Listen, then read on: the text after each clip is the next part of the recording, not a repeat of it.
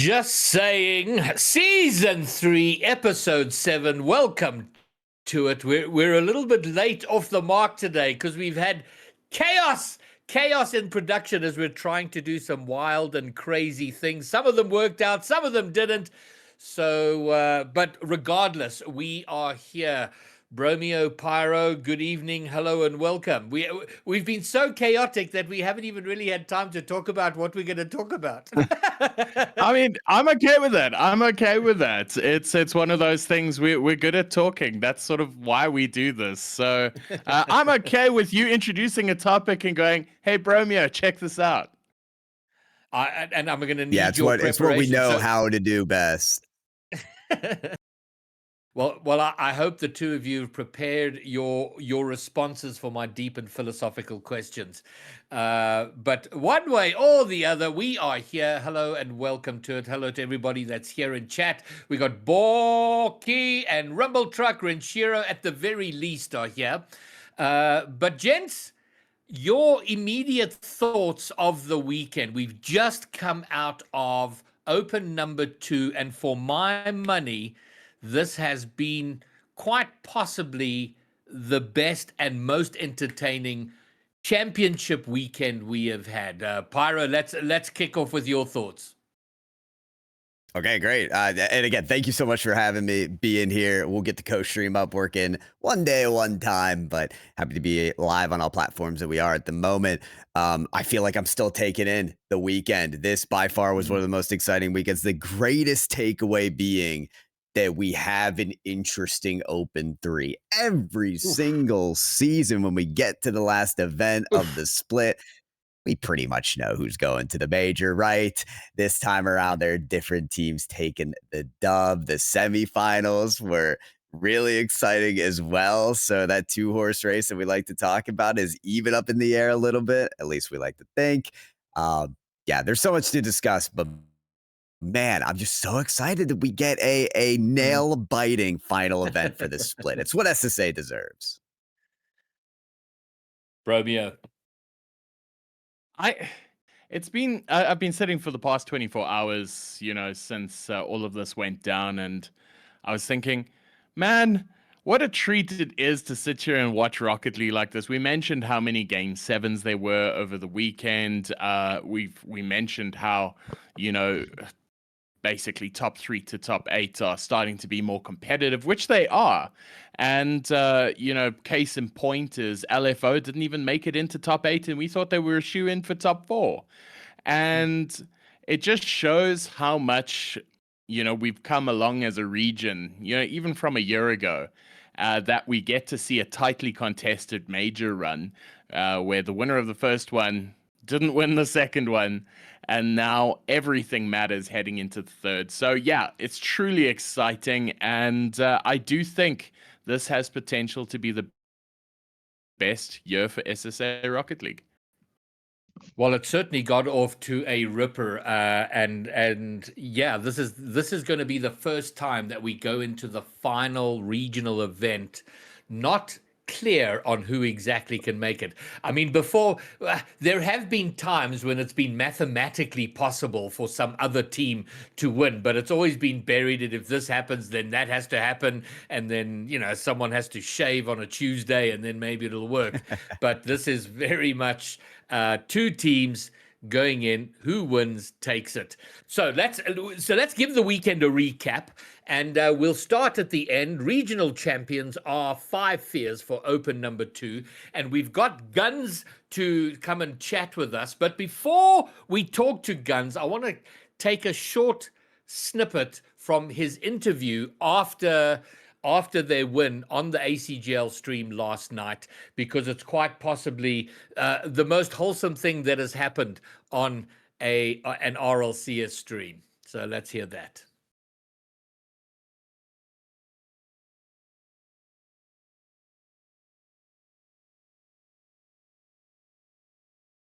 I literally won. I literally threw my headset on the ground. I'm not even joking. I literally threw the headset on the ground and I ran because my grand's in the other room.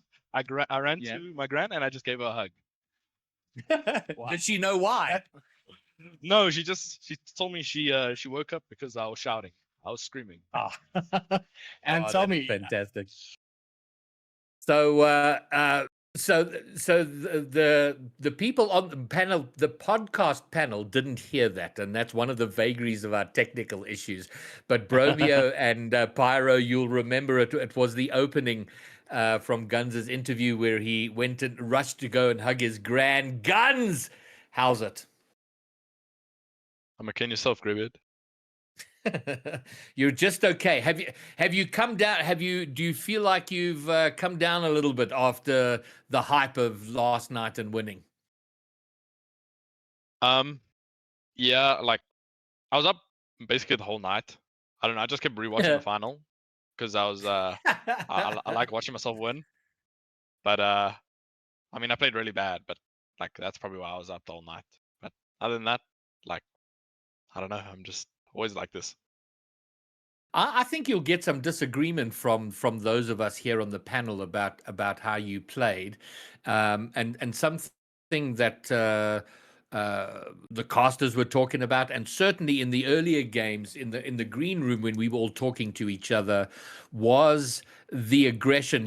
And it always seemed that you were looking for the bumps, and not just the obvious ones of the demo on the goal line, but on your way back, just there was one in particular where you were sort of heading out and clipped to die for, as he was going to go up for a ball that led to a goal. So is that a strategy Five Fears has looked to capitalize on? I mean, to be honest, like the seasons I played before, I just couldn't demo. Like it was just impossible for me to demo. But ever since I got Tekos, like he just taught me how to demo. I don't know why. But like, yeah, I mean, it's a very big part of the game nowadays, especially like in Europe. There's like 7 demos for each team a game. So I think we're just trying to like implement it as well. Mm. All right, fabulous. I'm going to hand it over to panel. Let's start with you, Bromeo, and your long list of questions that I know you've prepped. Well, I actually do have one, and this is coming while we were discussing this fixture, in the green room, and we were discussing who could possibly take it, and the only question marks around it were, we know that Five Fears are ruthless. They like taking games quickly. But the only question mark was which guns we were going to see on the day, because I feel like for you that is your one big improvement from this year against last year is your consistency of performance, because Gunz highs are really, really high, but Gunz lows are also really, really low. Do you feel like you've applied conscious effort into getting more consistent? I mean, last season I changed teams so many times. I just try to like adapt every single time, and like after a while it gets like it like takes strain if you change your team every like 10 minutes. But like now, like especially since we won, I do like winning. So like I like to find the perfect thing, like I'm a person who does a lot of activities, but if I'm good at one, I'll only do that one. Like but other than that, like I think there's a conscious effort of trying to be not as flashy as it was last season. So I think it's a lot more like easier to be consistent in a way. Good. Romeo, you Sorry, got I'm more? You lagging want me to out dive here. in here? I'm lagging out here. Sorry, boys.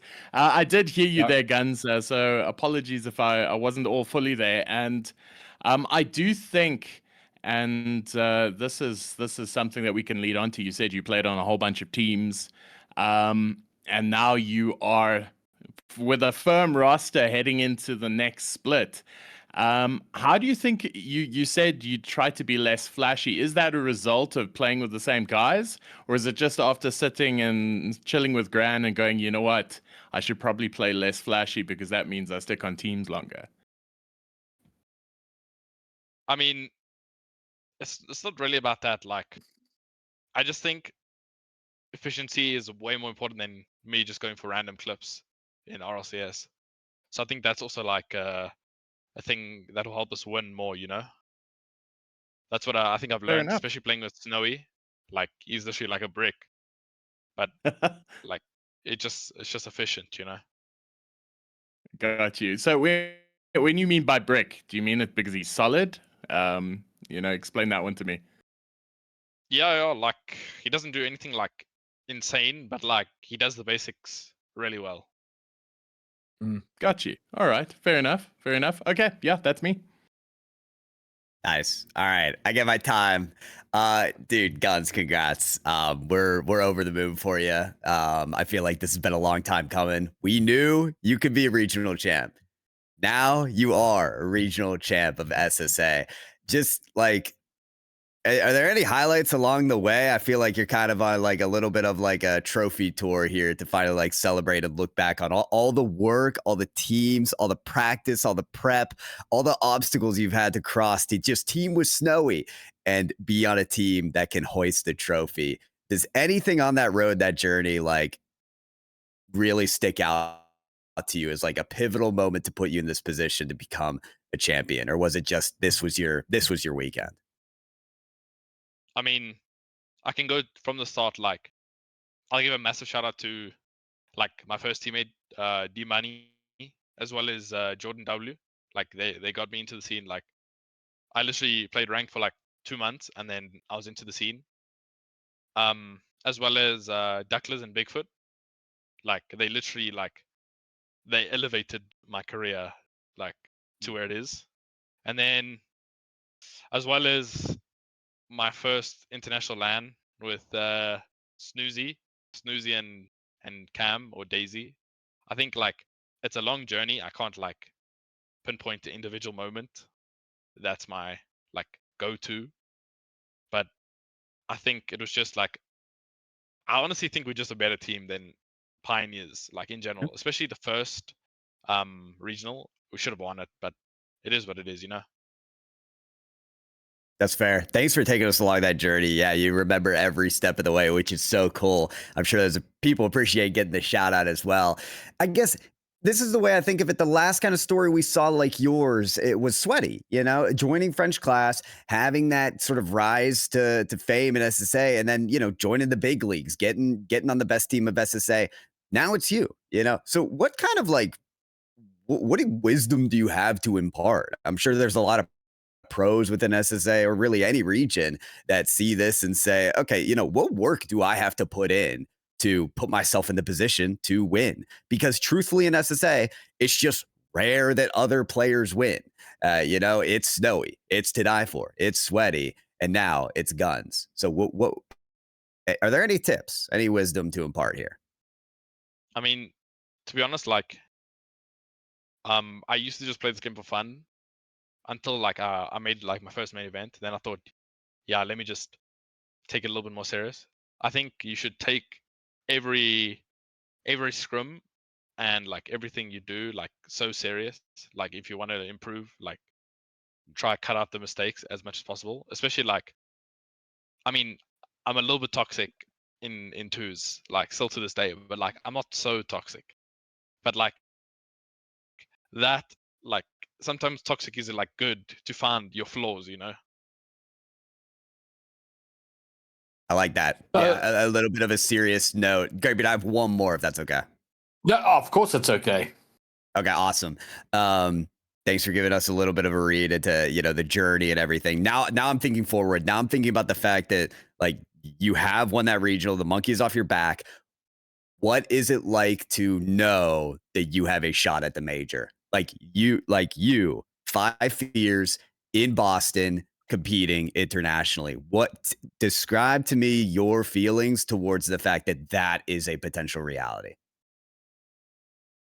I mean, to be honest, like I don't really look that deep into it. To be honest, like Okay. it's just another regional, Like for me, I take like things one step at a time, especially for like tournaments like this. Like I first focus on this upcoming tournament, and then if we win, obviously we go to the major, which is like the next step, Okay. Like I'm more focused on the regional than I am the major, You know what? I think that will lead to you having a more level-headed and efficient performance. So that is the mind of a champion right there. But yeah, I just want to say congrats, Gunz. Thanks for letting me hit you with some questions. Cool. Gunz, I'd like to take a broader view, and I've got a couple of things I want to ask. Is first of all, how do you feel about the state of SSA Rocket League? And I don't know if you and Snowy and Tekos and even others have discussed this, but where do you, what are your thoughts on the state of Rocket League in the region right now? I think the state is pretty decent, especially since like this new rule came out. I feel like a lot of players have gotten a lot better, especially like the teams with imports that are like really good. Especially like, I mean, they didn't have the best performance, but I always forget their name. The Werty's team. Werty, LFO. yeah, LFO and Jeff's team. It's Cosmico, right? Yeah, Bro I Cocos. think. Yeah. Oh, other way around. Yeah. I mean, those two teams have like impressed me a lot, especially like the Ravi team and Nitro's team. Like they've actually like leveled up a lot. But I think it's really good, the state. Like, but I think we need to improve on the twos, especially like solo queue. Please. I'm sorry. I just had to say that. The two struggle is real for Gunz. And then one of the storylines of this season has been you teaming up with Snowy, and it's been quite fascinating given the fact that at least there was an apparency that you and he didn't like each other much, or I don't know what the deal was there. Then suddenly you're teaming up, which came as a surprise to a lot of people. And now you guys have done really, really well together, and you've intimated that you and Snowy have become friends.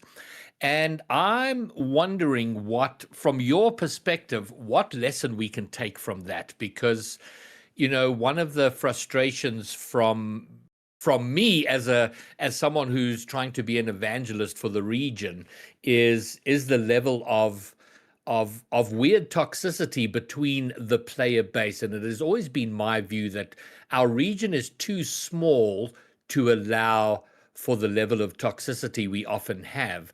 And it's amazing to me that the two of you have teamed up and you've sort of almost seen the greater vision.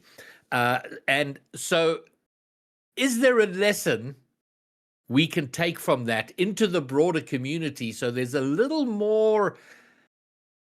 less of the ego-y toxicity that I think gets in our own way sometimes?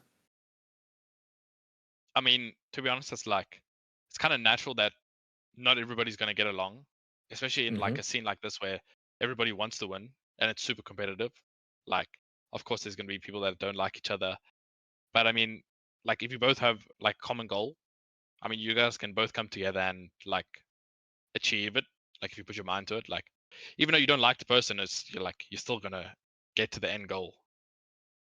Like I think that's what brought me and Gareth together, like, or Snowy. Like we both want to win and go to the major. So like we put our beef and like our past behind us, and we just move forward. Like you gotta keep all your bridges like. I don't know. I forgot the saying. Too many sayings in my head, Yeah. Okay, and I love that you mentioned D Money, because as it turns out, he's working on a project with me, and that we're working on in the background. So it's pretty cool that his name came up, and I do think he's back in the scrim game and looking to make another turn at it all. So I realized fairly early on that high-level players, pro players, aren't really interested in trying to grow the scene. And I made my peace with it because it's not really their job. Your job as a high-level player is to win, to do well, to help the region go forward by being the best you can possibly be. But is there, because you spoke about common goals, which is to win. Do you think there is some room in all of those common goals to have a desire and a bit of a push to, while you're single-mindedly going for personal success, to see that the region also succeeds? Um, I'm not gonna lie, I don't understand the question. If you do mind repeating it, No, I and lost you know track. what? And that's totally fine. As I finished asking the question, I was like, I'm not entirely sure I actually asked there what I asked there. My question is really around: is there should pros, high level players, people like yourself, Sweaty, Snowy, to die for, do you see it as part of your responsibility or duty, or would you like it to be part of your duty and responsibility to also to help the region succeed rather than just yourself and your own team? I mean, I would say partially. Like, I mean, we do give scrims to like lower level teams. I mean, that should improve the region a little bit, like bit by bit. I mean, I'm not going to. I don't want to be rude, but like, I'm not going to scrim a C2 team. You know, like it's not Of my course. responsibility to play that team, of course. But Mm. especially like we scrimming like WRG, which that's quite a rare instance, you know. But we still like giving Mm. it to them, you know, like especially since this last weekend, they kind of impressed me. So like we will obviously like scrum lower teams, which will improve them, like see where their flaws are, because when you're scoring like 9 goals past them, it's kind of hard to like look at the positives, you know. But I think that could help the region as well. But honestly, I don't think it's like a super important thing for us to do, because like Sure. our main focus is making these international events. As it should be. All right. Well, I'm going to ask one more question, and then if Bromeo and Pyro have got any others, then they can ask, and then otherwise we can let you go, and to go off and scrim some lower team somewhere. So the question, the question is really, oh my God, I think I might have forgotten it. Oh God, it was such a good one. That's always the worst, when Oh, you think you've got an absolute humdinger of a question and you can't remember what it is. it was a banger of the question. Okay, well then I'm going to ask a really lame one, and that comes down to the 9-minute overtime. 9 minutes 45 seconds, the longest overtime we've ever seen in a grand final. I did ask you a little bit about it after the game yesterday, but looking back, you said you were rewatching. Uh, Take us through a little bit of what goes on in. I mean, you played a 14-minute game of Rocket League. What's going on in those 14 minutes? I mean, like especially in a grand final, like you're not even worried about how long it's been. You're more focused on trying to not make a mistake, especially in like a super long overtime. Like you can lose concentration so easily. Something goes wrong. Like you focus on what's going wrong instead of like what's in front of you. I mean, to be honest, like I wasn't really focused on the time. I mean, I missed open net, but it is what it is, you know. We still won. It doesn't matter. Like in the Yeah. moment when I missed the open net, I was focused on that. I'm contradicting myself right now, but like that that happened, but then I just like brushed it off, and then we just ended up scoring, and then yeah, it's just like you don't really focus on it in that moment. Only after. Mm, mm.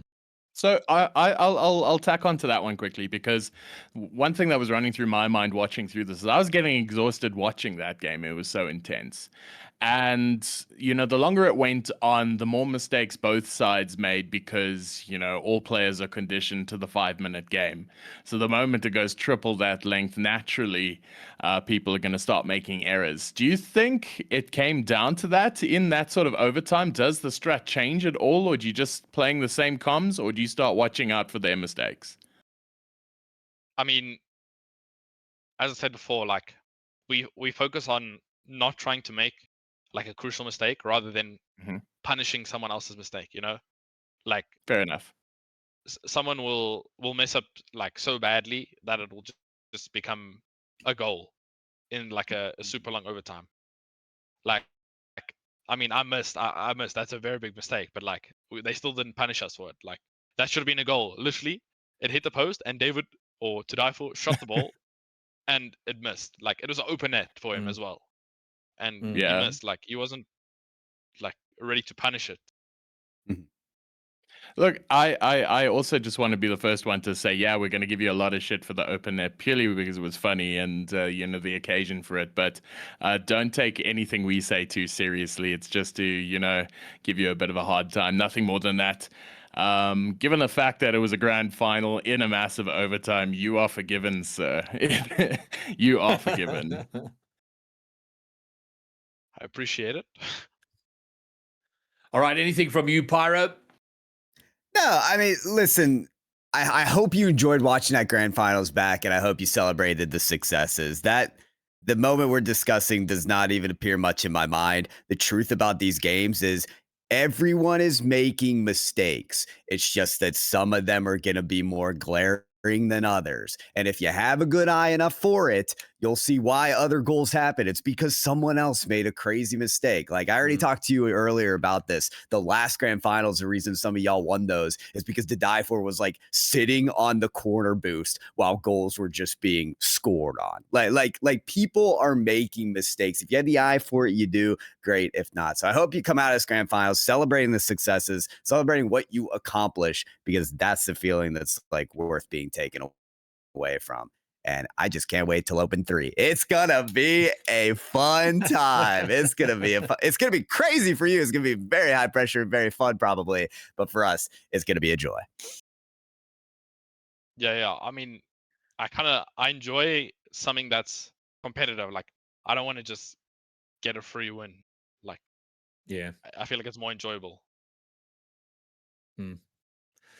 Well, absolutely. And I mean, it's so nice to have some competitiveness in the region. And we opened with it the fact that we're going into the third with no clear idea who's going to win the split and move forward with that. And it is what has made this last weekend for me the best regional event we've had. It was so good, not just the competitiveness between you and the Pioneers, but all around. Epic games with Astronic, with Death Cloud, Synthesis, I'm a Piano, the Bro Crows. There were just so many good high quality games, and it was great to see games being taken off you by other teams. You guys dropped a game in the semi-final, the Pioneers dropped a couple of games in their semi-final, and it's just good to see. And as enjoyable as it is for you, it's fantastic when you're in production. So Gunz, we are gonna let you go, and we'll see, maybe in 2 weeks we'll be talking to you again. But good luck in everything, and damn, we can't wait to watch and cast you through the process of the Open 3. Well, thank you guys for having me. Much appreciated. Any shout outs? I didn't give you the opportunity for it. You had to force your way in there for a shout out last night. Anybody else you want to shout out before we let you go? I mean, I shouted out my gran yesterday, but I'll shout out my mom as well. Like I forgot to shout out yesterday. Like she's very like big behind like who I am and what I do. Like she's very supportive. I mean, she doesn't know much about it, but she's very like supportive of me. So I'll just shout out my mom. Yeah, and that's it. Fantastic. Good stuff. All right, Gunz, thank you very much. Go and do your Gunz. thing. Yep. Thank you guys. Cheers. Yo, well. This is it's quite something. And well done to them, and again to Five Fears. All right, well let's get into the weekend and what happened. So we'll take a look. First of all, there were some debutantes, people making their first time appearance in top 16, first time appearance in top 8, first time appearance in top 4. So I thought we'd go through those quickly. So in the top 16, we had 6 players who 1, 2, 3, 4, 5, 6, 7 players who made their debut into the top 16 and regional those champion were Gunz. First Finally, up is you have done it, Gunz. That looks great. Whoa. You know what I'm saying? Like I literally won. I literally fainted man. That's on the that's ground. I'm almost not even joking. exactly I what I literally wanted stood to on the see. ground and I ran But with my grand's in the no, other room. I ran to him with my grand and I just gave her a that hug. looks fabulous. So we You have a do great have, chin, by the way. It's very nicely shaped. especially when you see it close up, it's fabulous. Okay, so here are our top 16 debutants.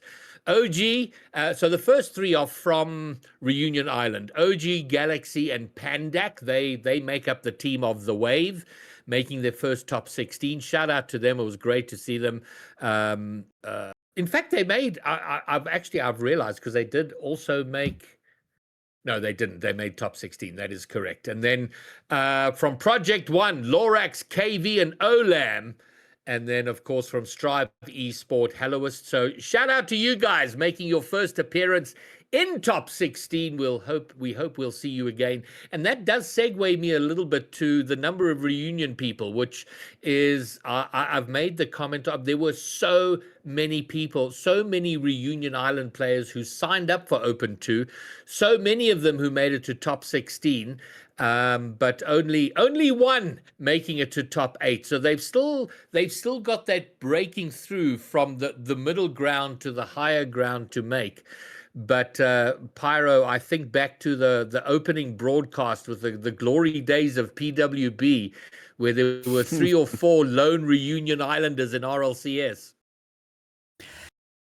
It takes someone to go off the beat path and start to make a name for yourself, your city, your state, your flag. And now look where we are, right? With a few teams of all Reunionese players. So I think it's fantastic. We had Sam on the broadcast, who was stoked about Tweaks doing it on Death Cloud for Namibia. We've got a lot of representation here for SSA, and we love to see that, especially post-import era. So what's also exciting about this is with the 2/3 rule, you're getting teams to not only break through the top 16, but like top 8, top 6, top 4. Nitro like getting his first top 4. I think you could probably say the same for Kexi. Yeah, we had a lot of debutantes this event, and I think it's partly because of these new combinations of teams, and it's really fun to see. And I did take a little squizzer at the signups for Open 3, and I'm delighted to see that there is another Namibian player making his entrance. I don't know who he is, so I can't imagine he's sort of high up there, but great to see more Namibians, because Tweaks is all alone right now. Okay, so let's look at our top 8 debutants. Making it into the top 8 for the first time, there were 3 of them: Devour, Six, and Banana Cat. 2 of those from White Rabbit Gaming, and all of us were quite surprised that Devour had never made a top 8 before. We were talking about it over the week. We were like, what, really? Devour? So shout out Devour, top 8 for the first time, eh, Brobio? Man, well done, honestly. And I was the first one to go, wow, he hasn't made it already. And we harken back to when it was much tougher to make top 8 because of all of the other people playing in our region. But let's not diminish this accomplishment at all, because not only did he make top 8, he smashed it all the way until top 4. And to make your first time into top 8, into a top 4 event, to become a semi-finalist like the way that they did. And, just a quick shout out, not just to Devour, but the whole Astronic team, because wow, take a bow. The way they played this last weekend, I'm going to be following them seriously from now on, because they put in a real shift. Skill Steel, Inspire, Devour was really, really good. And then, of course, Six and Banana Cat out of White Rabbit Gaming. Banana Cat 2024 high school champion, so he's in there. And, of course, Six also from White Rabbit Gaming. And then a couple of top 4 debutantes, and Pyro alluded to them already. Devour. When I was making this list, I was like, oh, it wasn't just top 8, his debut. It was also Devour, alongside Kexi and Nitro, and very well deserved to all 3. And Pyro, a highlight for me, and a big highlight, is continuing to see these young players getting this high level experience, not just playing high against high level opposition, but against high level opposition in pressure situations. Live on stream, championship weekend, there's a lot on the line. And every time it happens, these guys get better. I think Death Cloud is actually the example I want to talk more. So, I mean, I know that we don't talk about them here because they did make top 8, top 6 off a forfeit. And so we're talking about T Shao and Tweaks specifically for SSA. Twinsers on that roster as well. You know, having them return to top 8 is like, okay, there's some young bloods, but they're not newcomers. They know what it's like to be around the block and be in playoffs here. And unfortunately, they're going to be 0 for 2 in matches, you know, but game 7s. So they still know how to get in there. High pressure situation, mainstream, and compete under that pressure. You're so right, Gravebeard. After each and every event, they're only going to get better. They're only going to be able to, yeah, the nerves will come, but managing those nerves and saying, you know what? No, I've been here before and I know what to do now. Yeah, that experience, there is nothing that can substitute for experience. And a ton of players are getting that opportunity now. I'm sorry to go on so much, but like on the other side of all this are players with that experience. So I can appreciate teams like Gastrotic. They have Skill Steal, who's like, man, I've been to top 4 plenty of times. I've been to the finals plenty of times. Like, let me tell y'all what's going to happen. Let me cool everyone down. So I love seeing teams, especially like Gastrotic, where you have that dichotomy of Skill Steal and Devour. Can I just say, with the caster predictions heading into this open, the aggregate put Astronic in finishing 9th, just ahead of Rounds, just behind Punishers. So we owe them a collective apology for rating them so lowly, and I think that just gives credit to that performance because it really came and slapped us out of absolutely nowhere. I will leave all the other talent to submit their apologies because I had Astronic in my top 8. So, yeah, I was convinced they were on a mission and there was something about it. But anyway, hey, listen, I'm not right often, so I gotta milk go it, crazy. milk it. We'll allow it. We'll allow it. Okay, so let's have a very brief run through of what happened this weekend. So it all started on Friday night. Friday night was the GSL brackets. There were 2 groups, Group A and Group B, and we can have a look now at the Group A bracket. And it's all kind of all jammed on there. And all you really need to know from there is that the way things went, and with the seeding and some of the results, we were in the weird position of the Pioneers and Five Fears being in the same group, which is wild and crazy. Fortunately, they didn't have to meet each other at any point, and so the 4 teams making it out of Group A of GSL were the Pioneers, Five Fears, Astronic, and who was that Death last Cloud. one? Death Cloud, which Pyro just mentioned. And on the subject of Death Cloud, you know, they didn't go as far as they did the previous weekend, but they did make top 8. And the sense of consistency coming out of the Death Cloud team is great. You know, 100%. and a team that has no South African on it, which is for me really, really exciting. Tweaks, the aforementioned Namibian player, T Shao out of Reunion, and then of course Twinzer. Triple T. Twinzer the Windsor. Twinzer for the Windsor. Easy money, baby. Easy money. I was As really long as we're impressed not with the way repeating what Death Cloud Mocked called Twinzer, I'm okay with this. That's fine. went. Wait, He had an for the affectionate record, nickname. Yeah, for the record, what was that name? I'm not, like I said. It's not Not stream going. repeatable, I don't think. Yeah. You got to go back and watch the replay if you want to hear what Mach said. But no, really, really impressed with the way that these boys have come out and played Tesha, Tweaks, and Twinzer. I feel like the combination of them is just working.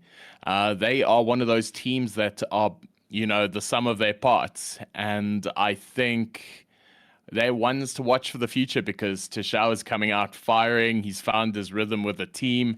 And I hope these guys stick together because under Deathcloud, they're finding their results. Hey, All Tishao right, made so- number one on my top 10 plays as well. That triple tap was Yeah. glorious. Yeah, that So was yeah, him. no kidding. These guys are awesome. And then over in Group B, the other 8 teams making it into Group B were Synthesis, Project One, White Rabbit Gaming, The Wave, Piano, Strive, LFO, and Bro Crows. And coming out on top, making it into the top 8 were White Rabbit Gaming, Bro Crows, Piano, Synthesis, and we were all surprised at White Rabbit Gaming. And Pyro, I'm going to ask you this question. I mean, look, anybody in Group B got a bit fortunate in picking that group, but really, White Rabbit Gaming, in my mind, made top 6 on the back of the sweep of Synthesis. That kind of set them up to making it into top 6 as they did. But I don't know if it was a fluke or your general thoughts. Are we likely to see White Rabbit Gaming in a top 8 again? Okay, I have a couple things here. The first on White Rabbit Gaming, and the second on your point about teams getting fortunate to be in Group B, because I disagree in a couple cases. For White Rabbit Gaming, I like to talk about this. I had a very close eye on this team when they had Galaxy instead of 6. It was We, Casper, Banana Cat, and Galaxy, and they looked fantastic. I mean, I know we just had Gunz on the interview, and he's like, well, should we be scrimming White Rabbit? We still do. And it's like, he's proposing it as like a charity case. But I like what this team brings in potential. They showed out in those show matches, and now they had a chance to prove themselves, and they took it for all it was worth. I'm not going to call it a fluke. I'm genuinely and seriously not going to call it a fluke. It's coupled with the ceiling that does exist for Wee Casper and his team, and of course, what we love to talk about with the inconsistency of Synthesis. To my second point, very briefly, LFO did not get off easy being in Group B. Look at that road. Bro Crows. Yes, I got reverse swept. Strive Esports, which again, not an easy team. Willu and Eagle, not an easy team. And then Synthesis.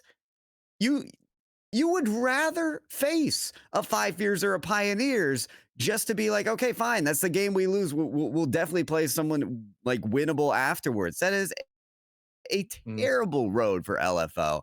Don't get me wrong, that's still winnable for them, but it's not. It's just not a good group for them. And that bottom of Group B, Piano, Strive, LFO, Bro Cocos, nobody in that lineup is looking at that like, phew, I really dodged a bullet. No, that's tough. That really, really is tough, and Bro Crocos being the ones to send LFO down. Can we just talk about that Bro Crocos Piano game? Because I wasn't looking at, earlier in the GSL, because you see Piano, Bro Crocos. Bro Crocos took this game 3-0. And when it came down to prediction time in the lower bracket quarterfinals, Bro Croco, Piano came up against each other once again, and you're thinking, well, Piano's made it this far. Now, Bro Crocos is going to go and beat them again. And that went all the way to Game 7, and Piano took it in the end. So it made a fool out of all of the predictions on the desk. I don't think... Except for Rhino. I think there were a couple behind the scenes. Yeah, Rhino got that one, and he didn't shut up about it for a while. But I wouldn't be this. So I think that's just highlighting how much of a difficult Group B, in fact, was. Yeah, and I'm saying it was an easier group was the fact that neither Pioneers or 5 years were there. But it did mean that they were outside of the top 2. It was a little bit crowded with good teams who are competitive with each other. So that's a very, very valid point there. Well, that brought us then to Saturday and the top 8 upper bracket quarterfinals. Pioneers 4-1 against the Bro. Is that correct? Yes, it is correct. 4-1 against the Bro Crocros, and 5 Fears sweeping their way past White Rabbit Gaming. But man, oh man, were we not entertained in It's the not lower correct. Yeah, bracket? Pioneers swept. Did they swept, sweep? yeah. Oh, I did get that Yeah, wrong. they I did did. get, okay.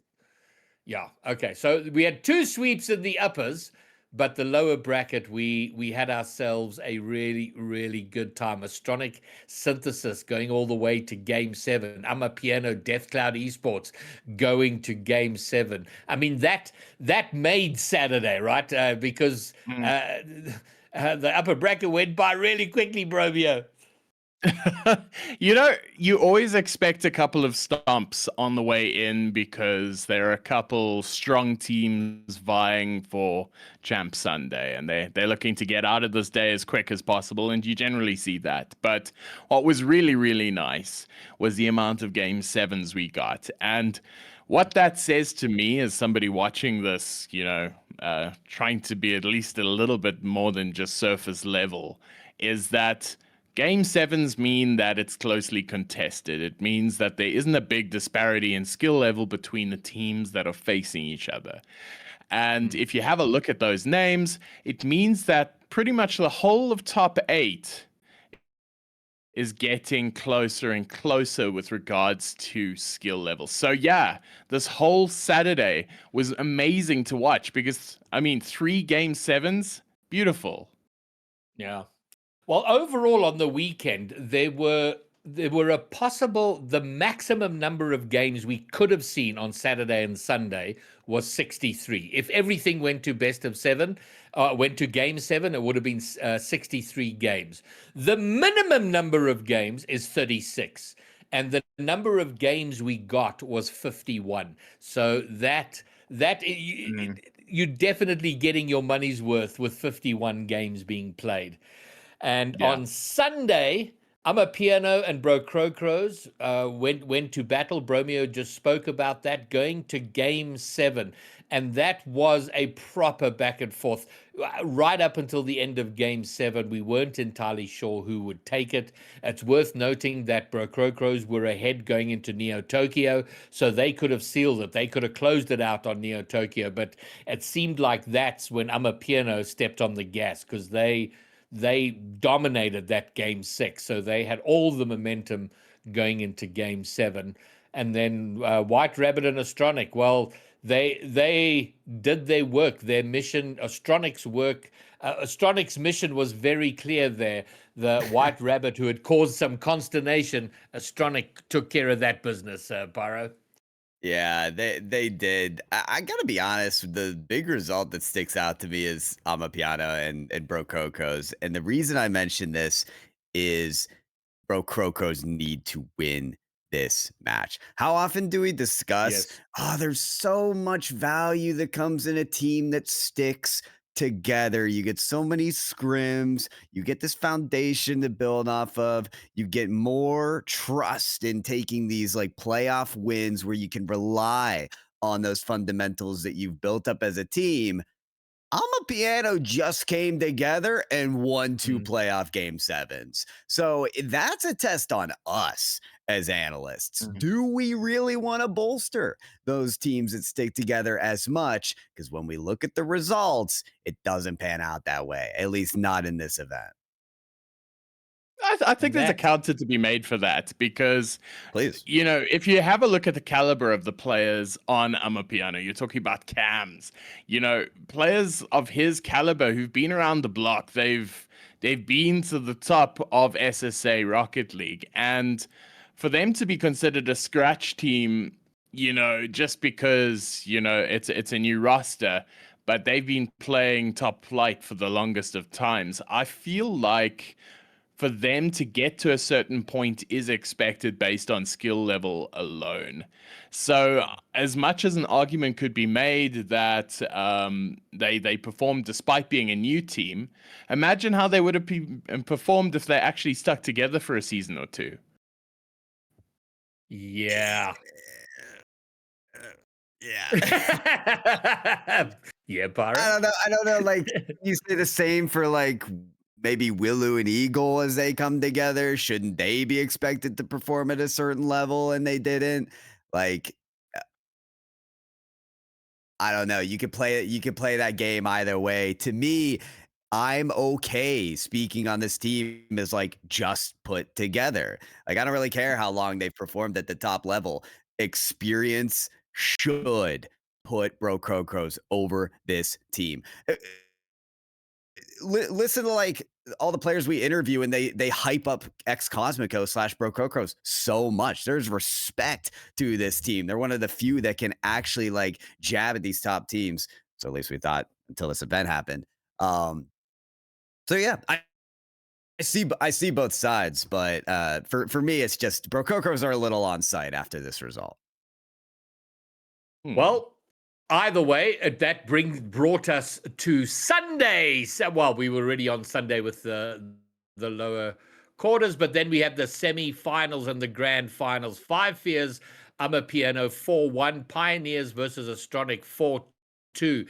And my goodness, I love the fact that it wasn't a complete stonk. 5 Fears looked very dangerous against Amapiano, but they did take game 1. And then Astronic, man, did they put up a fight against the Pioneers? Oh man, that was so great to watch. I think all of these games serve to show that even the top 2 are fallible in some way or form, and I think I remember saying it on stream itself. So notes need to be taken, especially for the Pioneers Astronic game, the way that they conducted business.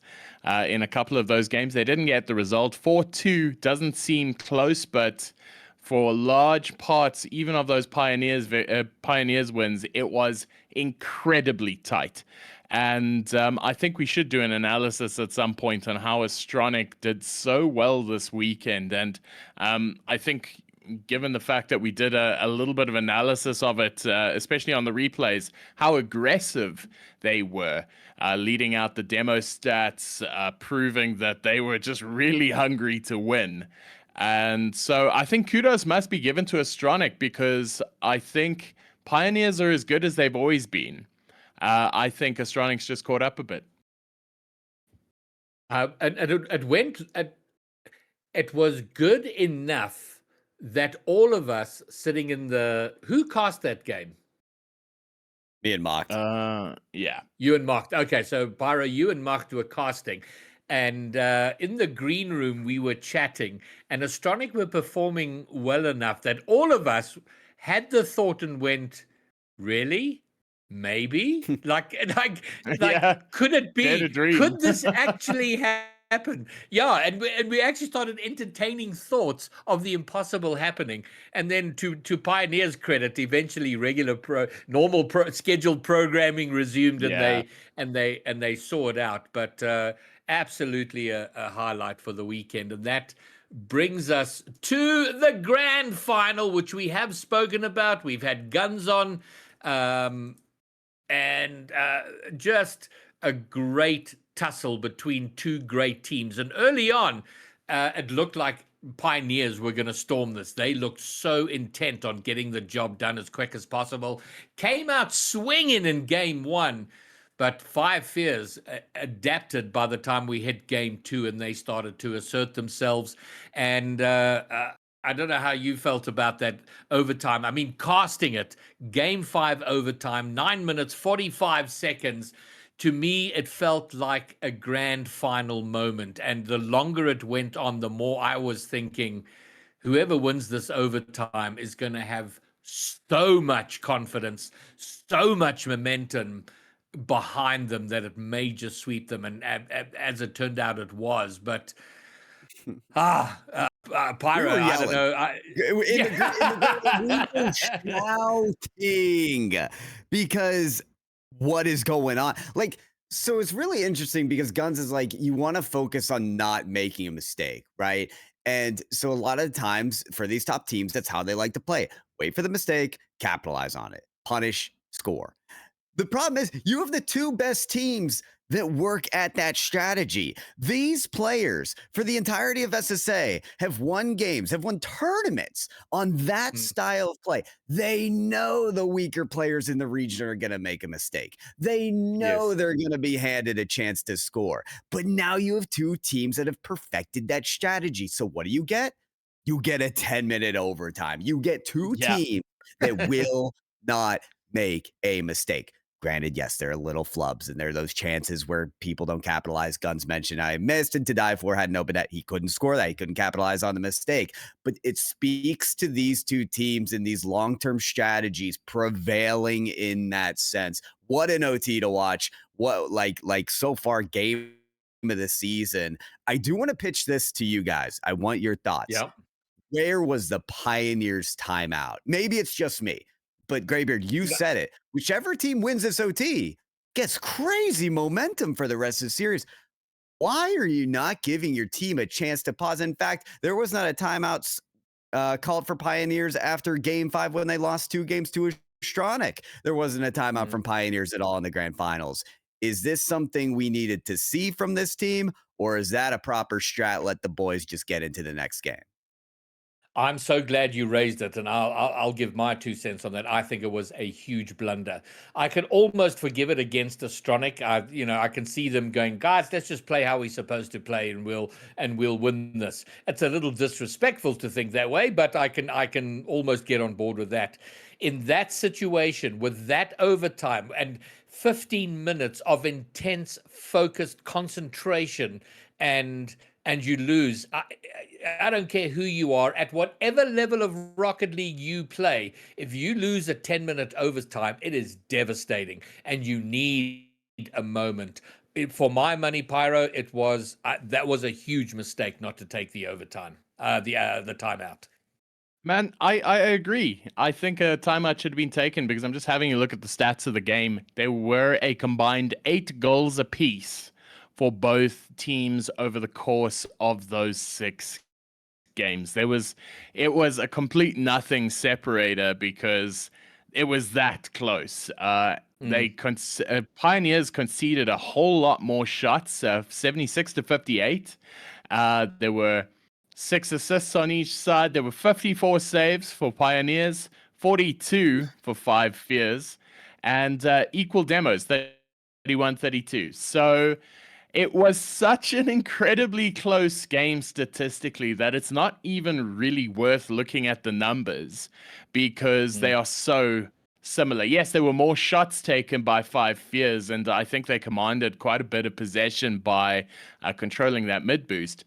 But that swung so many ways, and given the fact that Sweaty and To Die For, when they were playing against teams like Mobula of old and then into Foot, they got used to playing without a lot of boost for long periods of the game. So I feel like this final needs to be looked at from a complete mental perspective because that's the difference maker. And I think that's why I hard agree with you that a timeout should have been taken because you've just lost a 10-minute overtime. You played 15 minutes of Rocket League to concede 1 goal, and then you go on to lose the final where you didn't score a goal, but your opponent scored 1. And ultimately, that was the difference maker. So yeah, we can sit and analyze it, but I do think, in my own personal feelings, that a timeout right there possibly would have helped right that ship. Yeah, well, okay. I think this. So for Open 1, it's very brief. When Pioneers went down 1-3 in that grand finals for Open 1, they did call a timeout. They won the next 3 games. So again, you just have the resume of a timeout helping your team, and there's so much evidence that stacks in favor of calling a timeout after that game. Bang on. Well, I think all 3 of us have taken the longest possible way to agree with each other that they should have taken the timeout. We agreed, everybody. All right. Well, so that was the regional 5 Fears, and what that means is that 5 Fears and Pioneers are locked both on 25 points apiece. And the math is very simple, which they don't even have to win. Pioneers or 5 Fears don't have to win the next regional. They've just got to finish ahead of each other. So whoever finishes ahead of the other will win the entire split and go to Boston. But no doubt we expect to see them once more in the grand finals of Open number 3. Now, there were a few highlights of the weekend. And for me, a couple of them were the Twins' 10 goals in a series in the losing effort of Death Cloud against Amapiano. I loved what he did in that series. And then the other series I cast, which was Amapiano and Bro Crows, a 7-game series which had 44 goals. It was just chaos as a from a goal perspective. There were just so many. And then of course we cannot forget this highlight from the weekend: the Venom. Wow. Yeah. Yeah, no.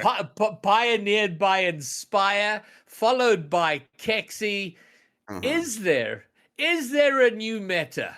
The Venom in RLCS. Honestly, that looks like a meta from the 1800s. Let's be real now. I think that there is an opportunity to say that to challenge the idea that you can't play the game if you don't play in an Octane or a Fennec. I feel like that is purely a mental buff, and because this is a game played with such fine margins, you need to be in a car that you feel confident in. So, honestly, I'm super impressed that he managed to get so far with that. I wouldn't encourage people to do it, but I would say if that's your truth, go live it.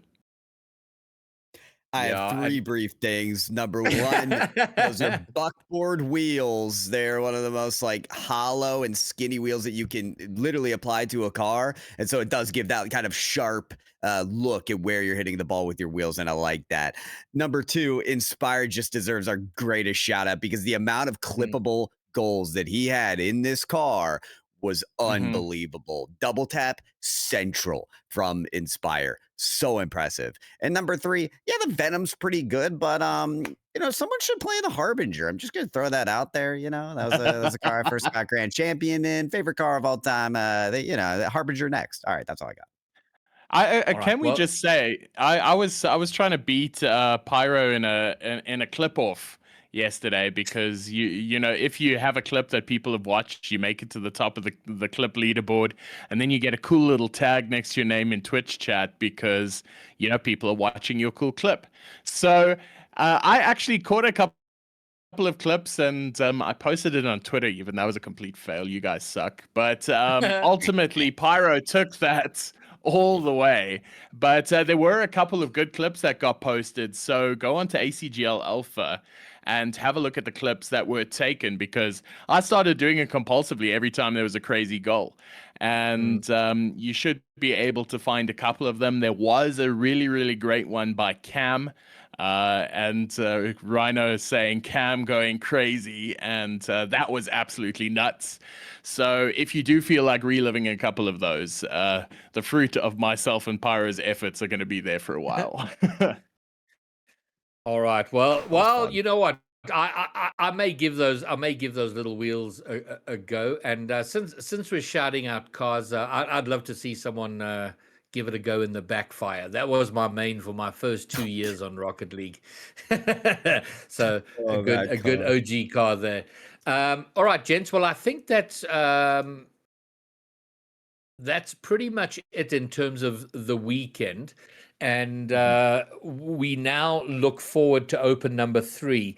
And after what seemed like a huge break, and it was a huge break between Open number 1 and Open number 2, we barely have time to catch our breaths, because Open number 3, the qualifiers, start this weekend, which means that registrations will close tomorrow at 5 o'clock. So we have around 21 hours left in registrations. So if you haven't yet gotten your team in there, now is the time to get it done. We're running out of time, and I'm just having a quick look at the updated number of signups. We had 84 for Open number 2.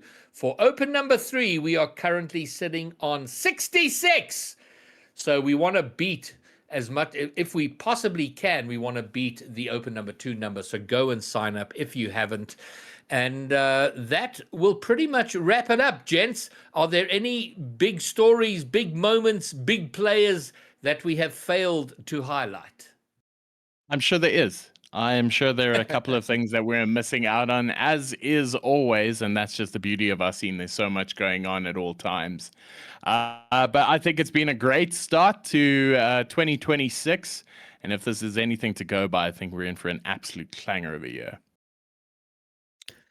I would say that Shive Esports and LFO, I want to see you guys pop off in Open 3. I expected you guys in top 8 this past Open. I want to see y'all there. So Willu, Eagle, Eliakim, Wordy, you guys especially. I want to see you guys pop off, get to top 8, make it happen for Open 3.